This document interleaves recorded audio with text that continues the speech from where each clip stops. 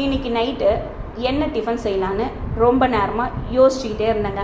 அதுக்கப்புறம் ஃப்ரிட்ஜில் பார்த்தா கொஞ்சம் ப்ரெட் இருந்தது. காலையில் ப்ரெட்டு ரோஸ்ட் பண்ணி சாப்பிட்டோம்.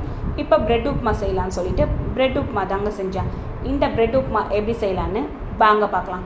வெயிலில் அடுப்பில் நின்று செய்யறது ரொம்ப கடுப்பாகுதுன்னா பார்த்துக்கோங்களேன். வெயிலுக்கு அடுப்பில் நிற்கிறதே நெருப்பில் நிற்கிற மாதிரி அவ்வளோ கஷ்டமாக இருக்குங்க.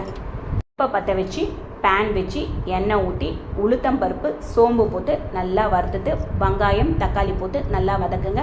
மஞ்சாத்தூள் உப்பு மிளகாத்தூள் கரம் மசாலா போட்டு நல்லா வதக்கிட்டு தண்ணி ஊற்றி அந்த காய் வேகட்டும்.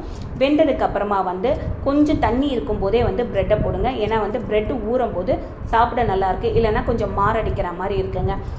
அதனால் தண்ணி இருக்கும்போதே அந்த ப்ரெட்டில் தண்ணியில் கொஞ்சம் ஊறுற மாதிரி இருக்கட்டும். அந்த அளவுக்கு இருக்கும்போதே ப்ரெட்டை போட்டுருங்க.